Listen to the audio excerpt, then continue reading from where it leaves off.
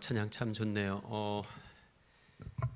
부활절 어떤 찬양이 준비될까 성가대에 잠옷 궁금했는데 고맙습니다. 이번 부활절 주제는 데코팀에서 주는 평화 이렇게 정해 두었죠. 이제 설교 말미에 다시 말씀드리겠습니다만 그 주제를 따라서 오늘 부활절 설교의 제목을 평화 한 조각 이렇게 적어 두었습니다. 2024년 그러니까 두 해 전이죠. 2년 전 부활절 프란체스코 교황의 부활절 메시지는 평화였습니다. 교황은 전쟁과 분쟁에 근심을 표했고 평화적 해결을 기원했습니다. 그때도 이스라엘과 하마스가 전쟁 중에 있던 때였습니다. 교황은 휴전을 요청했고 인질을 석방하라고 당부했습니다. 교전 중인 러시아와 우크라이나에게도 전쟁 포로 교환을 촉구했습니다. 부활하신 그리스도께서는 전쟁으로 피폐해진 이들 지역 사람들에게 평화의 길을 열어주시기를 바란다고 하면서 평화는 무기로는 절대로 이룰 수 없는 것이라고 무기와 재무장의 논리에 굴복하지 말자고 호소했습니다. 2025년 부활절, 그러니까 작년 부활절이죠. 그때 프란체스코 교황은 투병 중에 있었습니다. 폐렴 증세로 한 달 넘게 입원을 했다가 증세가 다 완쾌되지 않았음에도 불구하고 부활절 메시지를 냈습니다. 그때 교황은 가자 지구와 우크라이나의 끔찍한 전쟁을 중단하고 평화를 이루자는 메시지를 다시 내놨습니다. 전쟁 당사자들에게 호소한다고, 휴전을 요청한다고, 인질들을 풀어주라고, 평화의 미래를 열망하는 사람들을 돕자고, 여린 몸 병약한 몸으로 교황은 메시지를 내놓았습니다. 프란체스코는 평화 메시지를 전한 2025년 부활절 그 다음 날 선종했습니다. 프란체스코의 평화 메시지가 그의 유언이 된 셈입니다. 우리는 그로부터 1년이 더 지난 부활절을 맞고 있습니다. 하지만 프란체스코가 남긴 평화 유언은 이루어지지 않고 있습니다. 오늘 우리는 더 큰 전쟁, 더 잔혹한 시대의 부활절을 맞고 있기 때문입니다. 2달 가까이 이어지는 미국 이스라엘과 이란의 전쟁으로 우리는 평화를 잃은 부활절 아침을 맞고 있습니다. 부활절 아침에 세계 곳곳에서 평화가 탄식하고 있습니다. 이란의 테헤란에서 평화가 울부짖습니다. 이스라엘의 텔아비브에서는 평화가 구박을 받고 있고 미국의 워싱턴에서는 평화가 조롱을 받고 있습니다.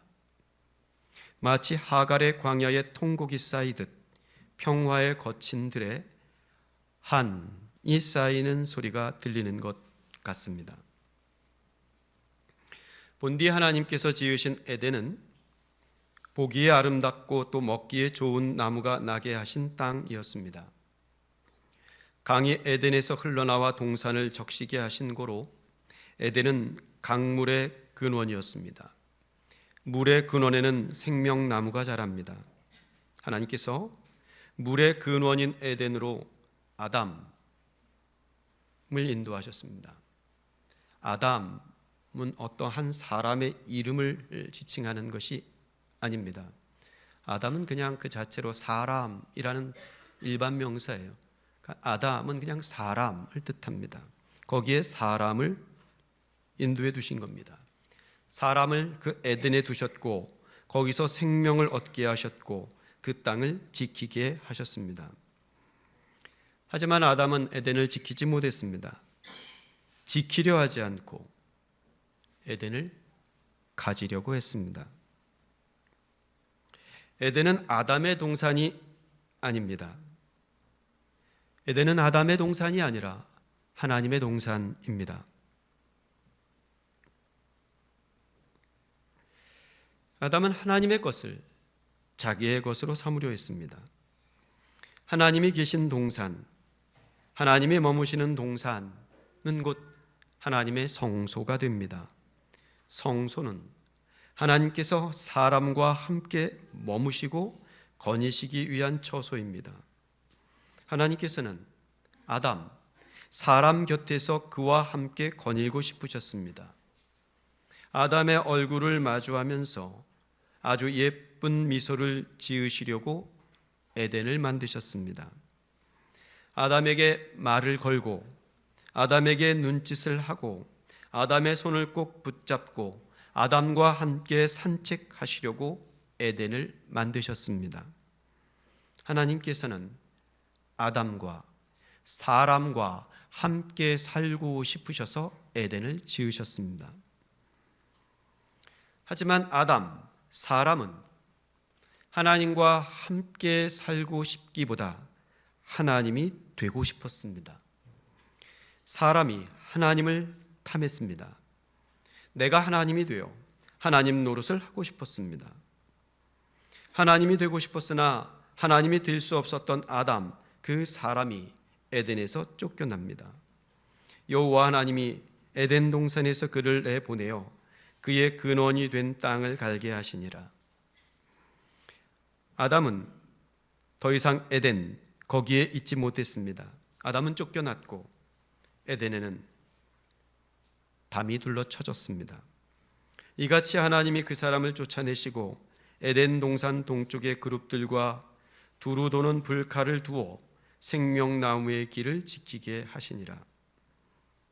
이제 에덴은 막힌 담의 동산이 되었습니다.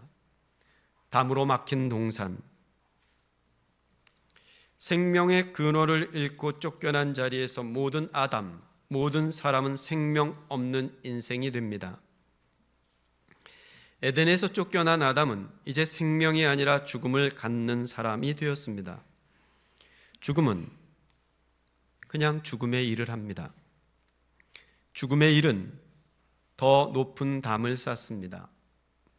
너를 용납하지 못하는 나의 높은 담, 너를 죽여서 나의 이익과 안전을 도모하는 담을 쌓습니다. 죽음의 높은 담 아래서 인간은 분쟁과 다툼과 전쟁을 벌입니다. 예수 그리스도는 인간 군상이 쌓아 올린 담을 허무시려고 이 땅에 오셨습니다. 그는 우리의 화평이신지라 둘로 하나를 만드사 원수된 것 곧 중간에 막힌 담을 자기 육체로 허시고 막힌 담을 허물고 평화로 향하는 동산 그 길을 내시기 위해 예수께서 이 땅에 오셨습니다. 하지만 담은 쉽게 허물어지지 않습니다. 담을 쌓고 지키는 자들이 그냥 내버려 두지 않았습니다.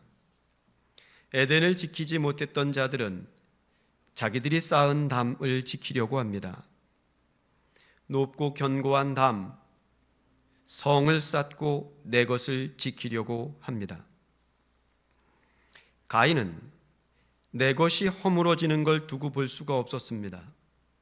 내 것을 지키기 위해 자기 동생 아벨을 쳐 죽입니다. 아벨을 쳐 죽인 들판에서 가인이 하나님의 음성을 듣습니다. 네 아우 아벨이 어디 있느냐? 가인의 발뺌하는 소리가 그 들판으로 가득합니다. 내가 알지 못하나이다. 내가 내 아우를 지키는 자입니까? 가인은 자기가 내 아우 지키는 자라는 걸 몰랐을까요? 내가 너를 지키고 너가 나를 지켜야 한다는 걸 가인은 몰랐을까요? 그래야 같이 살 수 있다는 걸 가인은 몰랐을까요? 우리는 그걸 모르고 살고 있는 걸까요? 그걸 몰랐을 리는 없습니다.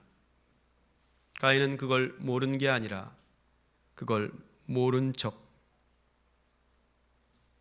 했을 겁니다.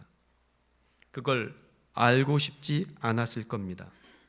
그걸 모른 척 해야 내가 이 땅, 이 성의 주인 노릇을 하며 살 수 있기 때문입니다. 하여 내가 내 아우 지키는 자냐고, 내가 알지 못한다고 속 보이는 발뺌을 하고 있었습니다. 에덴을 지키지 않은 아담이 쫓겨났듯 동생을 지키지 않은 가인도 그 땅에서 쫓겨납니다. 하나님에게서 쫓겨난 땅은 다시 죽음입니다. 주께서 오늘 이 지면에서 나를 쫓아내시온즉 내가 주의 낯을 배웁지 못하리니 내가 땅에서 피하며 유리하는 자가 될지라. 무릇 나를 만나는 자마다 나를 죽이겠나이다. 주의 낯, 하나님의 얼굴을 대면하지 못하는 지면에서는 평화를 읽을 수 없습니다. 거긴 평화의 땅이 아니라 죽고 또 죽이는 불화의 땅이 됩니다. 내가 죽지 않기 위해서 나를 죽이려는 자들을 내가 먼저 죽이는 땅, 누군가를 죽이지 않으면 내가 죽는다고 그래서 미사일을 쏘고 포탄을 떨어뜨리는 전쟁의 땅, 죽임의 땅이 됩니다. 그 죽임의 땅으로 예수께서 오셨습니다. 인자가 많은 고난을 받고 장로들과 대제사장들과 서기관들에게 버림받아 죽임을 당하고 사흘 만에 살아나야 할 것을 비로소 그들에게 가르치셨습니다. 예루살렘으로 향하는 길에 오르시면서 제자들을 향해 이렇게 말씀하십니다. 내가 죽으러 왔다. 예수께서 죽으러 오셨습니다. 죽이려는 이 죽임의 세상으로 죽임 당하기 위해 예수께서 오셨습니다. 왜 죽으러 오셨습니까? 살러 오지 않고 왜 죽으러 오셨습니까? 그분은 에베소 편지의 한 구절은 이렇게 대답합니다. 화목하게 하려고. 그게 대답입니다. 또 십자가로 이 둘을 한 몸으로 하나님과 화목하게 하려 하심이라. 원수된 것을 십자가로 소멸하시고, 원수된 것을 소멸하시려고 예수께서 십자가를 지고 골고다에 오르셨습니다. 그 형틀의 언덕 골고다에서 막힌 담을 허무십니다. 에덴의 담을 허무시고 가인의 담을 무너뜨리십니다. 원수된 것, 곧 중간에 막힌 담을 자기 육체로 허신 언덕, 거기 골고다로부터 새 언덕에 꽃이 핍니다. 골고다를 에덴으로 바꿔놓으신 십자가의 예수께서 죽임의 언덕을 죽음의 언덕으로 바꾸셨습니다. 죽여야 사는 언덕을 죽어야 사는 언덕으로 바꾸셨습니다. 그 언덕에 평화의 꽃씨 하나를 심으셨습니다. 이후에 예수의 제자가 된 사도는 그래서 이 모든 모양을 바라보며 예수의 정체를 이렇게 밝힙니다. 예수가 누구인가? 그는 우리의 화평이신지라. 우리는 영접하는 자 곧 그의 이름을 믿는 자들이 되었습니다. 예수 믿음은 곧 예수를 모심입니다. 예수를 모신 자들은 예수와 연합한 자들, 예수와 하나가 된 자들이 됩니다. 예수는 평화입니다. 예수는 평화의 예수입니다. 그러므로 예수를 영접한 자들, 곧 그의 이름을 믿는 자들은 다 평화를 영접한 자들이 되어야 합니다. 그래야 말이 되는 겁니다. 피트 헤그세스라는 이름을 들어보셨습니까? 저는 생전 처음 들어봤습니다. 피트 헤그세스, 미국의 국방부 장관 이름입니다. 주중에 미 국방부 장관 피트 헤그세스가 어떤 발언 하나를 내놓았는데 그 파장이 적지 않았습니다. 헤그세스는 시편의 한 구절을 인용하면서 예수 그리스도의 이름으로 전쟁에 임한다고 지금 이 미국이 쏘아 올린 미사일의 형국을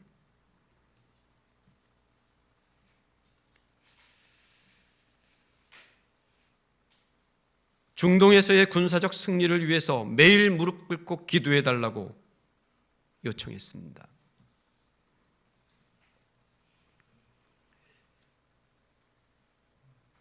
즉위한 후 첫 번째 부활절을 맞고 있는 교황 레오 14세가 미 국방부 장관의 이 발언을 반박했습니다.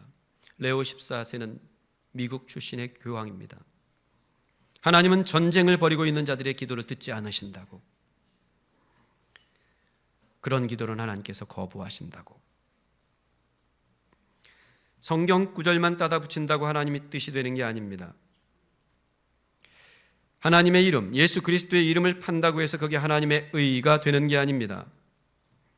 역사적으로 가장 잔인무도한 폭력과 전쟁은 대개 신의 이름으로 자행됐습니다.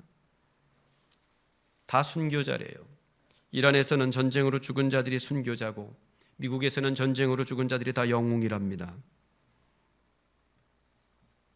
하지만 하나님은 이 전쟁에 참전할 생각이 없으십니다. 미국의 국방장관은 이 정신 나간 전쟁을 신의 전쟁으로 포장하려 들고 있지만 하나님은 싸울 생각이 없으십니다.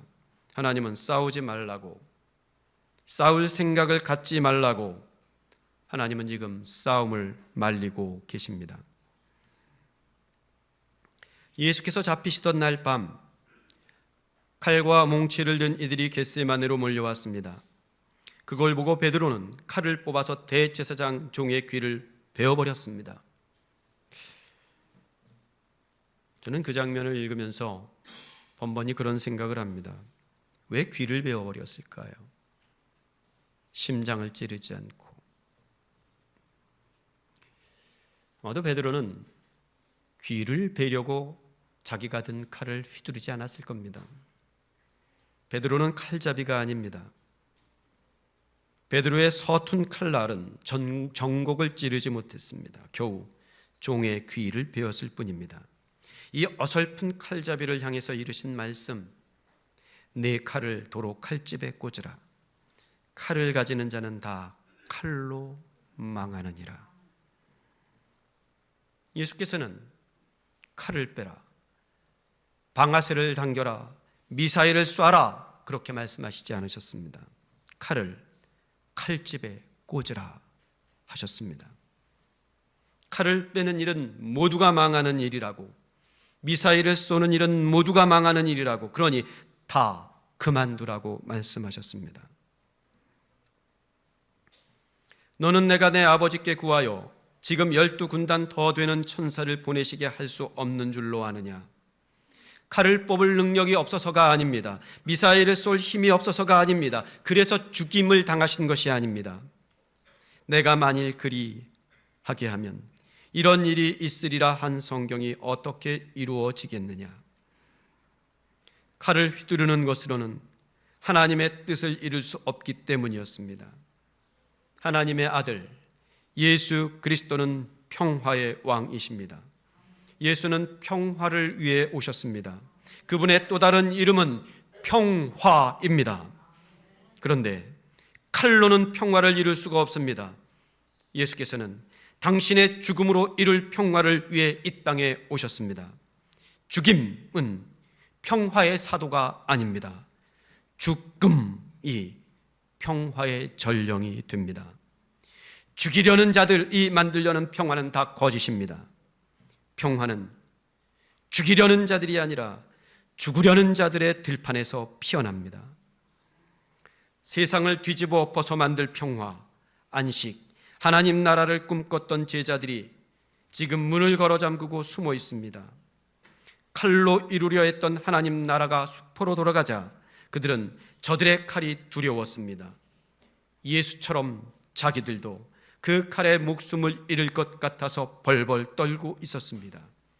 그 두려움으로 문 닫힌 방 안에 부활하신 예수께서 찾아가십니다. 그리고 인사를 건네십니다. 너희에게 평강이 있을지어다. 평화의 왕이 건네는 평화의 인사, 그게 제자들이 부활하신 예수로부터 전해들은 첫 번째 말씀이었습니다. 그 첫 말씀을 따라 제자들의 갈 길을 예수께서 이렇게 정해 주십니다. 아버지께서 나를 보내신 것 같이 나도 너희를 보내노라. 그런 거로 예수께서 우리를 보내시는 자리는 평화의 자리입니다. 분열을 낳고 불화를 쌓고 분노의 미사일을 쏘는 자들은 하나님의 자녀가 될 수 없습니다. 부활절 아침입니다. 교회력으로 가장 영광스럽고 소망에 차 있어야 할 아침, 그리스도의 부활을 맞은 오늘 아침은 이 땅에 임한 평화를 기뻐하는 아침이어야 마땅합니다. 하지만 이 부활 아침에도 평화의 햇살이 눈부시지 않은 것 같습니다. 여전히 미사일이 날아다니는 전쟁 부활절에 우리는 평화를 노래하는 것이 더없이 미안합니다. 부활절을 앞둔 몇 주간 우리는 조각마다 부활절 달걀 전시를 준비했습니다. 작년에 이어 올해도 달걀 전시의 주제를 정해 주었지요. 해마다 데코팀에서 주제를 정하는데 올 부활절 주제도 아주 시적절한 것 같습니다. 이번 부활절 주제는 주는 평화였습니다. 4층 본당까지 걸어서 올라오신 분들은 조각별로 주제에 맞춰 준비해서 층별로 전시해둔 이 부활절 달걀 전시를 둘러보았을 겁니다.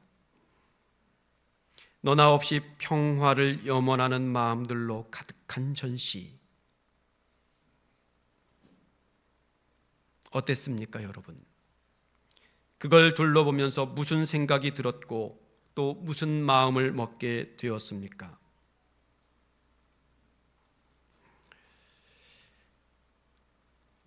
어젯밤 늦게 설교 원고를 탈고한 후에 조용히 한 층씩 내려가면서 전시해둔 평화의 염원을 다시 하나하나 들여다보았습니다. 평화의 염원이 담긴 저마다의 전시를 보면서 평화의 기도 한 줄이 따르지 않을 수가 없었습니다. 힘센 나라가 일으킨 전쟁통에 초라하기 짝이 없는 우리의 염원이 무슨 쓸모일까요? 그러게 말입니다. 우리가 염원하는 평화는 그저 한 조각 평화일 뿐입니다. 우리의 기도 한 줄, 우리의 작은 염원 한 조각이 무슨 쓸모가 있는지는 다 알 수가 없습니다. 다만 아버지께서 나를 보내신 것 같이 나도 너희를 보내노라 하셨던 그 평화의 자리로 그저 한 걸음을 뗄 뿐입니다. 그렇게 평화 한 조각을 모아 평화 한 세상을 이룰 수 있는, 그 세상을 다 이룰 수 있는 때가 언제 올지 그것도 다 모르겠습니다. 그렇더라도 부르신 부름의 자리에 합당함으로 평화를 기도하고 평화를 기대하며 평화를 기다리는 자들이 되어야겠습니다. 이 예배를 마치면 우리는, 이 설교를 마치면 우리는 성찬을 나누게 될 것입니다. 2026년 부활절 아침에 맞는 우리의 성찬은 그리하여 평화를 염원하는 우리의 기도와 기대와 기다림을 모은 평화의 성찬이 되어야겠습니다. 같이 기도하겠습니다.